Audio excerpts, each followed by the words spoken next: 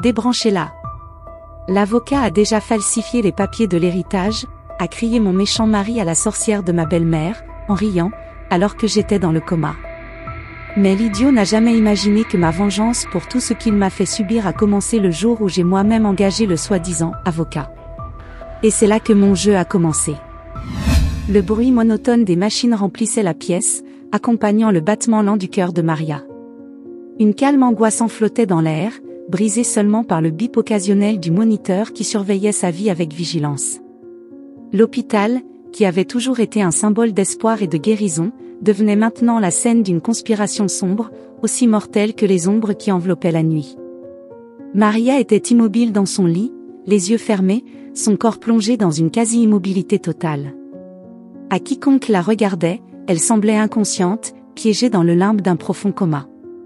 Mais ce que personne ne savait, ce que même ses proches ne soupçonnaient pas, c'était que son esprit était éveillé, vif, capturant chaque détail, chaque mot. Et c'est ainsi qu'elle entendit le début de sa propre condamnation. Carmen, sa belle-mère, entra dans la chambre d'un pas ferme et calculé, comme si elle était habituée à dominer chaque espace qu'elle foulait. À ses côtés, Alejandro, le mari de Maria, paraissait abattu, comme si la situation le consumait. Ils s'approchèrent du pied du lit, et Carmen, avec un sourire froid, regarda son fils. « C'est l'heure, » dit Carmen, brisant le silence d'une voix qui ne montrait pas la moindre trace de compassion. « Tu sais que c'est le mieux pour tout le monde. » Elle n'est plus là, Alejandro, rien de plus qu'une ombre de ce qu'elle était. « Tu le sais. » Alejandro ne répondit pas immédiatement. Ses yeux passèrent de la silhouette inerte de sa femme au carreau froid du sol, comme s'il cherchait là une réponse qui ne venait pas. Le poids de la décision l'écrasait. Maria, dans son immobilité, pouvait sentir la tension dans l'air, le doute latent dans l'esprit de son mari. Carmen, impatiente, fit un pas de plus, dans un murmure à peine audible, ajouta « Débranche-la, l'avocat a déjà falsifié les papiers de l'héritage. » Tout est prêt. L'estomac de Maria se noua. Sa respiration, bien que contrôlée, devint irrégulière.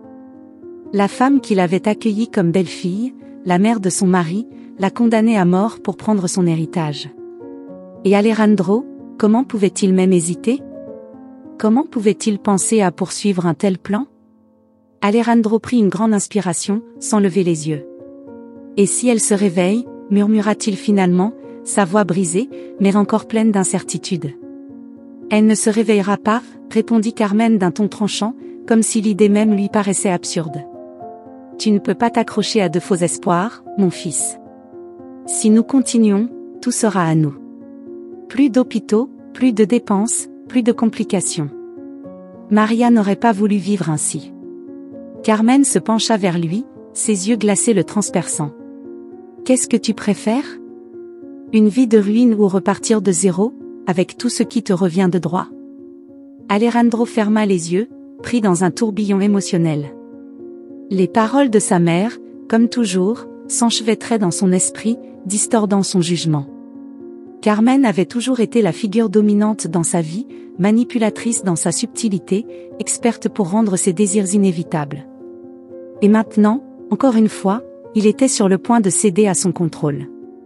Mais dans le lit, sous l'apparence de calme, Maria se battait avec une fureur qu'elle n'avait jamais ressentie. Des années de méfiance envers Carmen commençaient à prendre sens. La femme qui, dès le début, avait tenté de contrôler chaque aspect de leur vie voulait maintenant l'effacer de l'existence, l'effacer comme si elle n'avait jamais compté. Son cœur battait fort, son esprit était une tempête d'émotions contradictoires. La trahison de son mari, la cruauté de sa belle-mère, tout cela l'entourait, mais quelque chose d'autre émergeait de l'obscurité, une détermination farouche de survivre et de découvrir jusqu'où allaient les mensonges. Carmen se retourna sur ses talons, se dirigeant vers la porte. « Je parlerai à Felipe demain. Ne t'inquiète pas, il a tout sous contrôle. Nous avons juste besoin de ta décision. » Et sur ces mots, elle disparut de la chambre, laissant Alejandro seul avec sa femme. Le silence revint, mais il n'était plus le même. Alejandro s'approcha lentement du lit de Maria, sa main tremblante frôlant la sienne. « Je suis désolé, » murmura-t-il, sa voix à peine audible. « Je ne sais pas quoi faire. » Maria, incapable de bouger ou de répondre, sentit la chaleur de la main de son mari sur la sienne. Une chaleur qui, autrefois, aurait été réconfortante, mais qui maintenant ne lui inspirait que du dégoût. Chaque mot, chaque geste, chaque excuse n'était qu'un mensonge enveloppé de faiblesse. Il hésitait, mais cette simple hésitation le rendait complice. Quand il partit enfin, Maria resta seule dans l'obscurité. Son esprit, auparavant prisonnier de la panique, commençait maintenant à se concentrer. Elle devait agir, mais elle ne pouvait pas le faire seule. Et puis, comme un éclair dans la tempête, elle pensa à Felipe, l'avocat. Felipe avait été plus qu'un simple ami de la famille. Des années auparavant, ils avaient partagé des moments à l'université. Bien que la vie les ait conduits sur des chemins différents, Maria se souvenait toujours de lui comme quelqu'un d'intègre, quelqu'un qui ne se laisserait pas corrompre facilement. Et si Carmen l'avait recruté pour ce plan macabre, peut-être restait-il un espoir que tout ne soit pas perdu. La porte de la chambre s'ouvrit à nouveau. Felipe entra, son expression sereine mais avec une légère ombre d'inquiétude sur son visage. Il consulta les documents dans ses mains, mais en regardant Maria, ses yeux révélèrent autre chose que de simples formalités légales. « Maria » murmura-t-il, plus pour lui-même que pour quiconque. « Ça ne va pas. » Au cours des jours précédents, Felipe avait commencé à soupçonner Carmen et Alejandro. Les irrégularités dans les documents, les réunions précipitées, et la sensation croissante que quelque chose de sombre se cachait dans cette famille le tenaient en éveil. Maintenant, face à Maria, ses soupçons se transformaient en certitude. Il se pencha près de son oreille, s'assurant que personne d'autre ne pouvait entendre. « Je sais ce qu'ils font. Je vais t'aider. Mais il nous faut du temps. » Maria, du plus profond de son esprit, sentit une étincelle d'espoir. Felipe était sa seule issue, sa seule chance de survivre à cette trahison. Elle ne pouvait pas bouger un muscle, mais à l'intérieur d'elle, la bataille pour sa vie avait déjà commencé. La tension dans l'air était palpable. À chaque pas que Felipe faisait en sortant de la chambre, l'intrigue devenait plus épaisse. Carmen pensait qu'elle avait tout sous contrôle. Alejandro était au bord du gouffre, piégé dans ses propres doutes. Et Maria, bien que prisonnière de son propre corps, avait maintenant une seule mission, découvrir toute la vérité, démanteler les mensonges qui l'entouraient et survivre à ceux qui voulaient sa mort. Le matin arriva, mais pour Maria, prisonnière de son silence, chaque seconde semblait interminable. Son corps restait immobile, mais son esprit ne cessait jamais de travailler. Le plan qui se formait entre son mari et sa belle-mère commençait à prendre forme. Les mots de Carmen résonnaient encore dans sa tête. Débranche-la, l'avocat a déjà falsifié les papiers de l'héritage. C'était un écho sombre qui la remplissait de plus en plus de colère, mais aussi de détermination. Felipe avait promis de l'aider, mais il ne savait toujours pas comment ni quand. Tout dépendait du temps, et Maria savait que Carmen n'attendrait pas longtemps avant de tenter son prochain coup. À ce moment précis, la porte de l'hôpital s'ouvrit brusquement. Carmen entra avec une énergie troublante, ses talons résonnant sur le sol comme des coups de marteau. À ses côtés marchait Felipe, tenant un dossier de documents à la main et arborant une expression neutre sur son visage. C'était le visage qu'il avait perfectionné après des années de litige, mais à l'intérieur, il était plein d'inquiétude. « Felipe, dit Carmen avec cette douceur empoisonnée qu'elle utilisait toujours, j'ai besoin que tu me confirmes que tout est prêt. Je veux que ce processus se termine le plus vite possible. Maria a assez souffert. Il est temps de la libérer, de nous libérer tous. » Felipe la regarda un instant, et dans ces brefs instants, son esprit traita le double jeu qu'il devait jouer. Il savait qu'il devait être prudent. Carmen n'était pas une femme facile à tromper, et un faux pas mettrait en danger à la fois Maria et lui-même. Il sourit, cachant sa véritable intention, et hocha lentement la tête. « Tout est sous contrôle, » répondit-il d'une voix ferme. « Les documents sont prêts, et dès que nous aurons l'autorisation d'Alejandro, nous procéderons. » Carmen sourit, un sourire qui semblait trop parfait, presque comme un masque. « Parfait, » murmura-t-elle. « Felipe, mon cher, j'ai toujours su que je pouvais compter sur toi. » La tension dans l'air était palpable. Carmen, se sentant plus confiante, s'approcha de Felipe avec un regard intense.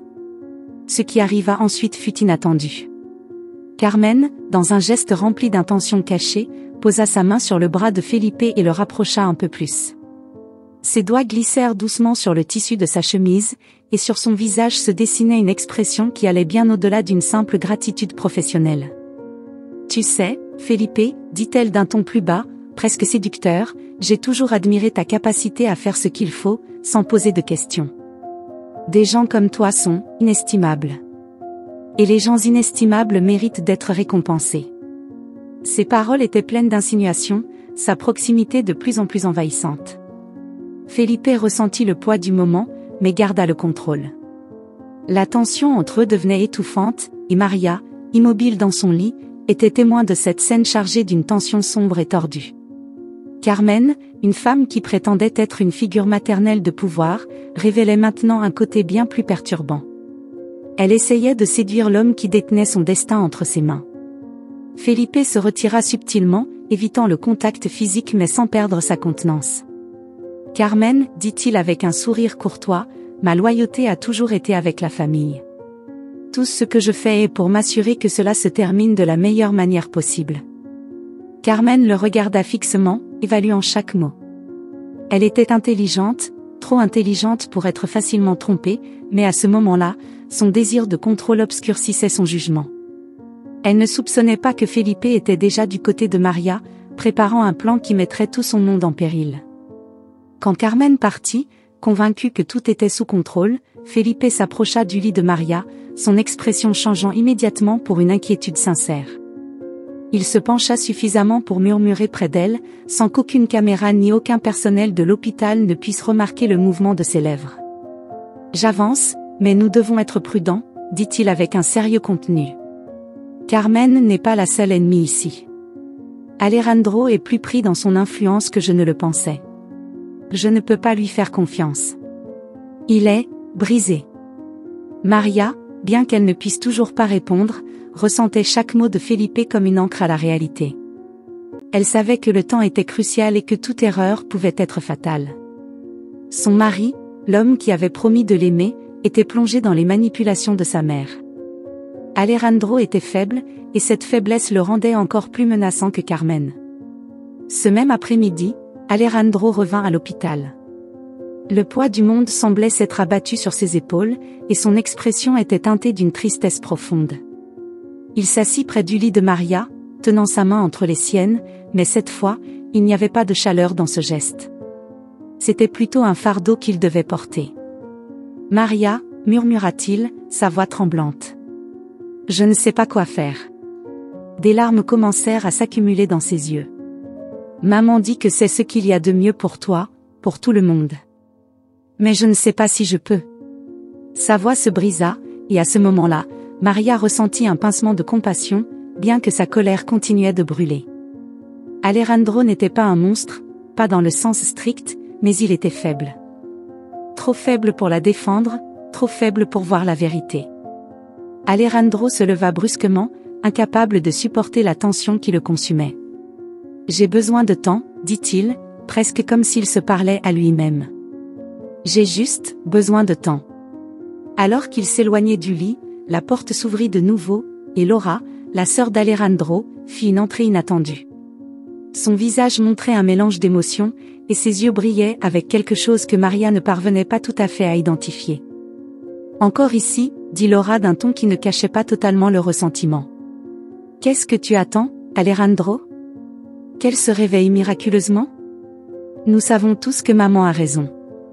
Maria ne va pas se réveiller. » Alejandro la regarda en fronçant les sourcils, visiblement irrité par sa présence. « Ce n'est pas aussi simple, Laura.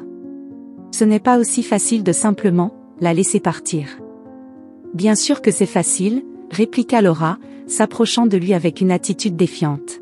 « C'est facile quand tu te rends compte que cela n'a plus de sens. Maman a un plan.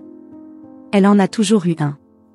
Et toi, comme toujours, tu n'arrives pas à prendre une décision. » Maria observait, incapable d'intervenir, mais sentant comment la situation entre les deux frères et sœurs escaladait rapidement. Laura, contrairement à Alejandro, ne semblait avoir aucun conflit moral. Pour elle, tout se résumait à obtenir ce qu'elle désirait, et il n'y avait pas de place pour le doute. Ce que tu ne comprends pas, Laura, dit Alejandro, de plus en plus furieux, c'est que cela ne concerne pas seulement les papiers. Cela concerne Maria. Ce qu'elle aurait voulu. Ce n'est pas juste une décision financière. Laura rit, un rire froid qui résonna dans la pièce. Tu crois que Maria s'en soucierait? Elle est morte, Alejandro.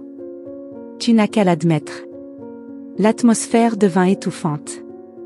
La tension entre les frères et sœurs était évidente, et tandis qu'Alejandro luttait entre sa morale et les manipulations de sa mère, Laura n'avait aucun scrupule. Elle était prête à exécuter ce qui était nécessaire, peu importaient les conséquences. Pour elle, Maria n'était qu'un obstacle de plus sur son chemin. À ce moment-là, Felipe, qui était resté silencieux jusqu'à présent, intervint. Ce n'est pas aussi simple qu'il y paraît, dit-il calmement. Il y a des implications légales et éthiques. Maria a encore des droits, et si nous décidons de la débrancher, ce sera sous des protocoles médicaux et légaux stricts. Laura le regarda avec mépris, mais son influence ne touchait pas Felipe. Elle savait qu'il avait raison, bien qu'elle s'en moquait. Dans son monde, les règles étaient faites pour être brisées, et les vies, pour être utilisées. Chaque minute qui passait, l'abîme entre les frères et sœurs se creusait, et Maria comprit que la bataille ne se limitait pas à Carmen. Désormais, c'était contre une famille qui avait perdu son humanité. L'atmosphère à l'intérieur de l'hôpital était plus tendue que jamais. L'air, chargé d'émotions réprimées et de trahisons non dites, devenait étouffant. Les couloirs n'étaient plus un refuge d'espoir pour Maria, mais un labyrinthe de tromperies et de mensonges, où chaque personne jouait son propre rôle dans le jeu mortel qui se déroulait autour d'elle. Maria, depuis sa prison immobile, pouvait sentir qu'un sombre événement était sur le point d'exploser. Et cet événement portait le nom de Laura. Laura, la sœur d'Alejandro, était arrivée comme une tempête inattendue, traînant avec elle bien plus que du ressentiment. Son entrée brusque et son mépris pour l'état de Maria n'étaient que le prélude à quelque chose de bien plus profond et troublant. Ce que personne ne savait, c'est que Laura avait son propre plan, un plan qui ébranlerait les fondations de la famille pour toujours. Alejandro entra de nouveau dans la chambre. Ses épaules affaissées, son regard perdu. Il était évident qu'il n'avait pas dormi, mais la culpabilité et le conflit le maintenaient en état d'alerte. Il savait qu'il ne pouvait pas échapper aux décisions qui se trouvaient devant lui, mais plus que tout, il savait que sa mère et sa sœur prenaient lentement le contrôle de sa volonté. « Maria » murmura-t-il, prenant une fois de plus sa main. Son toucher, autrefois plein d'affection, était maintenant hésitant, comme s'il était pris entre deux mondes. « Je ne sais pas quoi faire. Laura et maman, elles me mettent tellement de pression. Elles veulent que tout se termine, mais quelque chose m'empêche d'avancer. » En silence, Maria souhaitait pouvoir crier, elle souhaitait pouvoir lui dire que les personnes en qui il avait confiance conspiraient contre elle, que tout n'était pas ce qu'il semblait être. Mais tout ce qu'elle pouvait faire, c'était continuer à écouter, en attendant le moment opportun pour agir. Tandis qu'Alejandro continuait à se débattre, la porte s'ouvrit de nouveau, cette fois avec Laura en tête. Son entrée fut brusque, pleine d'énergie, avec un regard qui transpirait la détermination.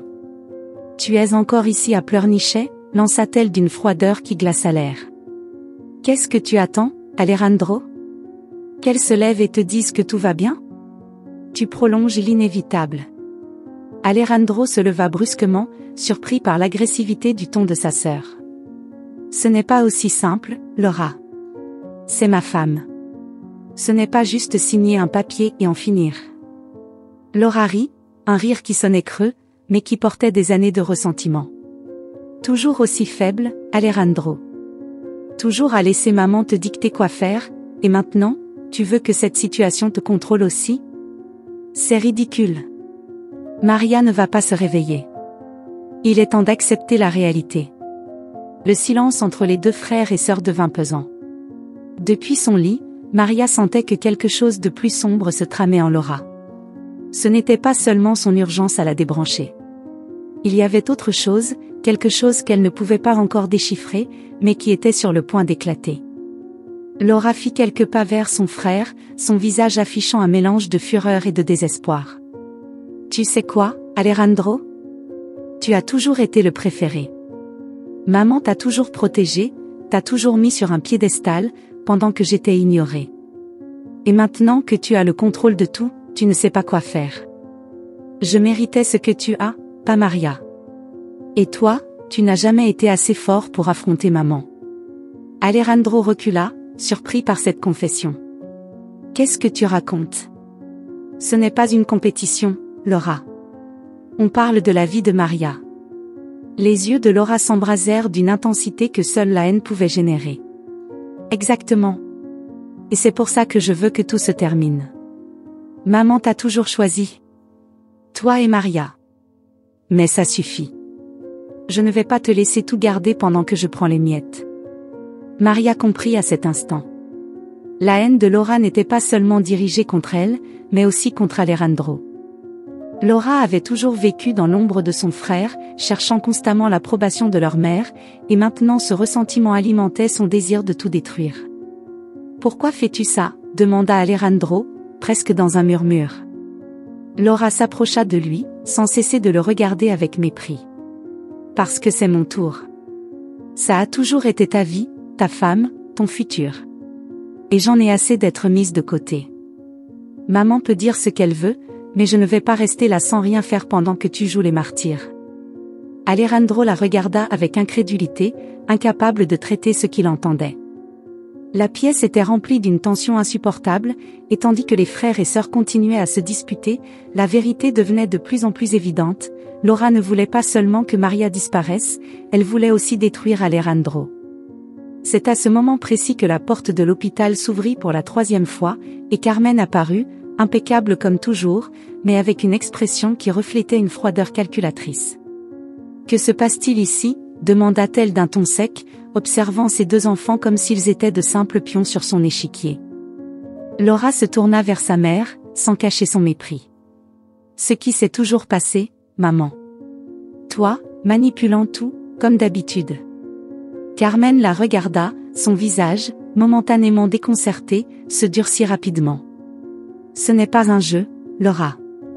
Nous parlons de l'héritage de Maria, de l'avenir de la famille. Pas de tes caprices. » Mes caprices, Laura rit à nouveau, mais cette fois son rire était amer. « Tu m'as ignoré toute ma vie. C'était toujours Alejandro, le fils parfait, puis Maria, la femme parfaite. Tu ne m'as jamais rien donné. Mais plus maintenant. Je ne vais pas rester à l'écart, maman. Plus maintenant. » Carmen fit un pas vers elle, sa voix maintenant plus basse, presque menaçante. « Fais attention à ce que tu dis, Laura. Tu n'as aucune idée de tout ce que j'ai fait pour cette famille. » Le silence qui suivit fut écrasant. Alejandro, qui avait jusqu'ici été au centre du conflit, recula, confus par l'intensité des émotions que ses proches montraient. Depuis son lit, Maria sentait que le fossé entre tous grandissait, et que les secrets que chacun gardait commençaient à s'effondrer. C'est alors que Felipe entra dans la pièce. Son visage montrait un mélange de détermination et de prudence. Il avait entendu assez de choses depuis le couloir pour savoir que la situation avait atteint un point critique. Il ferma la porte derrière lui et parla avec fermeté. « Ça suffit. Nous ne pouvons plus faire semblant que tout cela ne soit qu'une simple décision médicale. Il y a bien plus en jeu ici, et nous le savons tous. » Carmen le regarda froidement. « Felipe, ce n'est pas tes affaires. Tu es juste là pour t'occuper des papiers. » Felipe ne recula pas, « Non, Carmen. Plus maintenant. Il ne s'agit pas seulement de papiers. Des vies sont en jeu, et les manipulations qui ont eu lieu ne peuvent plus être ignorées. » Laura, qui avait gardé ses distances avec Felipe jusqu'à présent, s'approcha de lui avec une lueur dans les yeux. « Et toi? De quel côté es-tu vraiment, Felipe? Es-tu le chien fidèle de maman ou est-ce qu'il y a quelque chose d'autre que tu ne nous dis pas ?» Felipe la regarda directement. « Je suis du côté de la vérité. Et ce qui se passe ici ne peut plus continuer. » À ce moment-là, la tension dans la pièce atteignit son apogée. Carmen, Alejandro et Laura se tenaient au bord d'un abîme de révélations qui changerait tout. Maria, depuis son lit, le savait, le jeu de manipulation était sur le point de se terminer, et quand il le ferait, personne n'en sortirait indemne. La salle d'hôpital, où le destin de Maria ne tenait qu'à un fil, était devenue un champ de bataille émotionnelle. Chaque personnage, chaque membre de la famille, portait ses propres secrets, et maintenant, la tension était insupportable. Felipe savait qu'il marchait sur une ligne fine, mais le moment était venu de tout révéler, de libérer Maria des griffes d'une famille prête à faire l'impensable pour le pouvoir et la vengeance. Carmen fut la première à rompre le silence. Avec un regard de mépris sur le visage, elle lança un regard fulminant à Felipe. « N'ose pas mettre en danger ce que nous avons déjà construit. Maria ne va pas se réveiller. Il n'y a aucun sens à prolonger cela. » Felipe resta ferme. « Carmen, il ne s'agit plus de savoir si Maria va se réveiller ou non. Il s'agit de ce que tu as fait, de ce que toi et Alejandro complotez. Ce n'est pas une simple déconnexion médicale, c'est un meurtre prémédité. » Les mots frappèrent l'air comme un marteau, laissant tout le monde paralysé. Alejandro, qui était resté silencieux jusque-là, fit un pas en avant, ses mains tremblantes. « Ça, ce n'est pas vrai. Je ne fais que suivre les conseils de maman.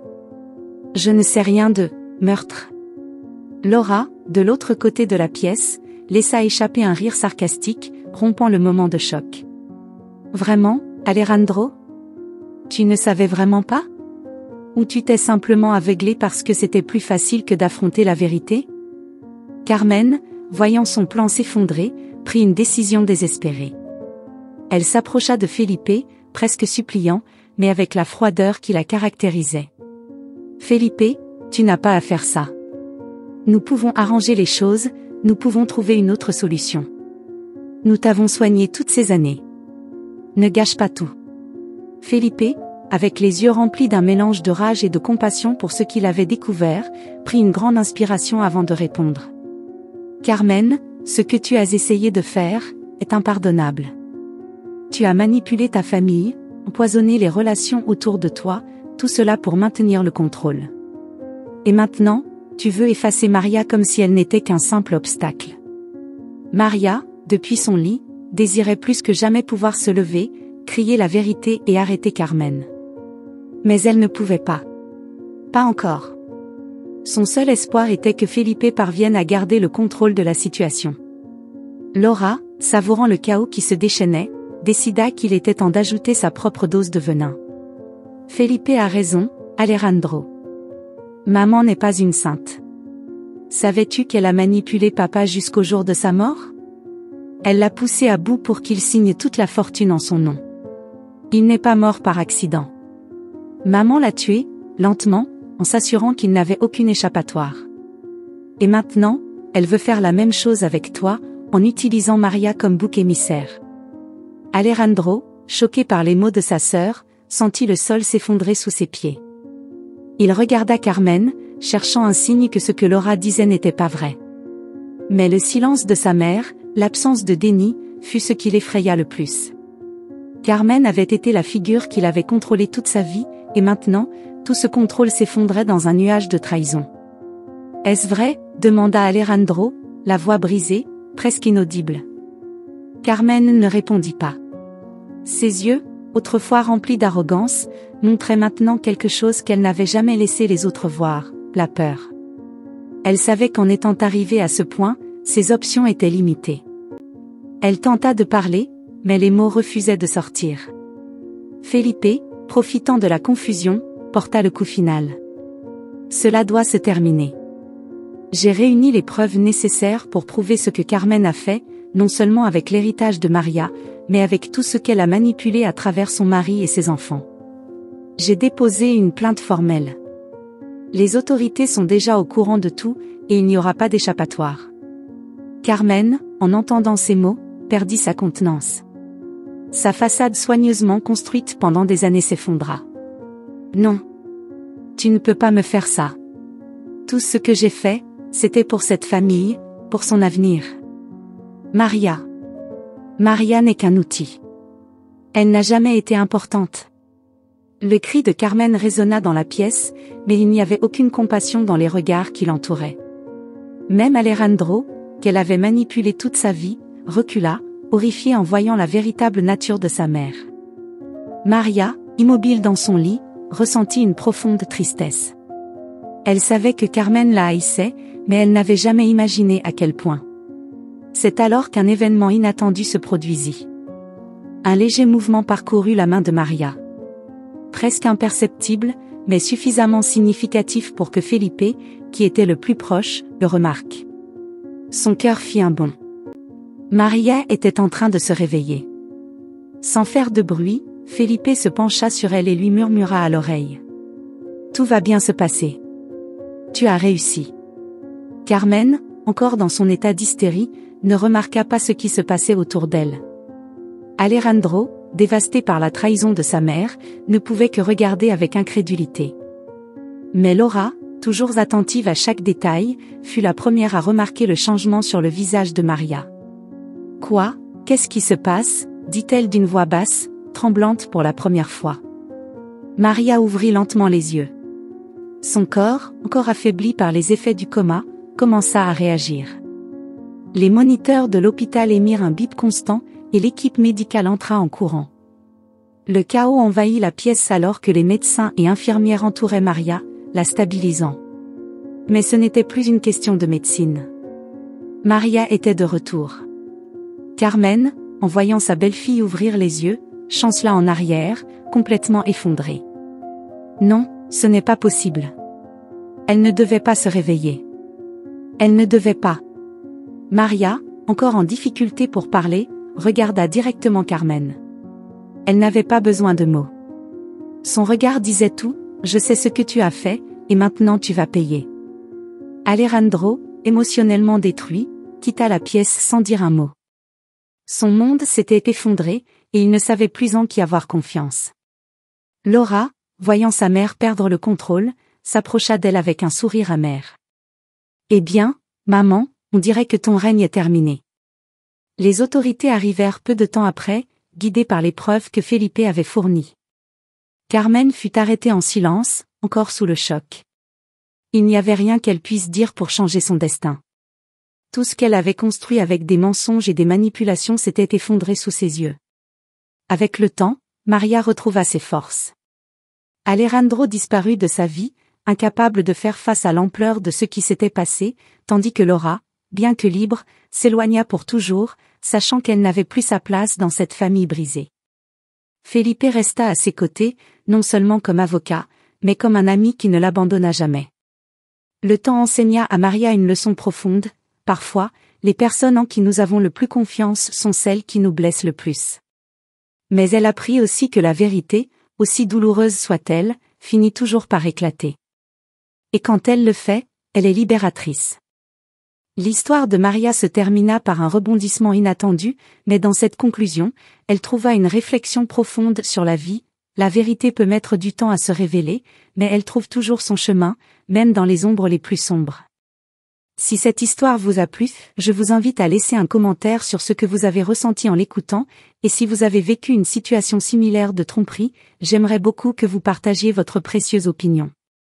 Je serais très honorée si vous laissiez un like, partagiez la vidéo avec un ami ou un membre de la famille, et vous abonniez à la chaîne. Ne manquez pas la prochaine histoire surprenante qui apparaît sur votre écran en ce moment. Nous avons du divertissement garanti exclusivement pour vous. On se voit dans la prochaine vidéo.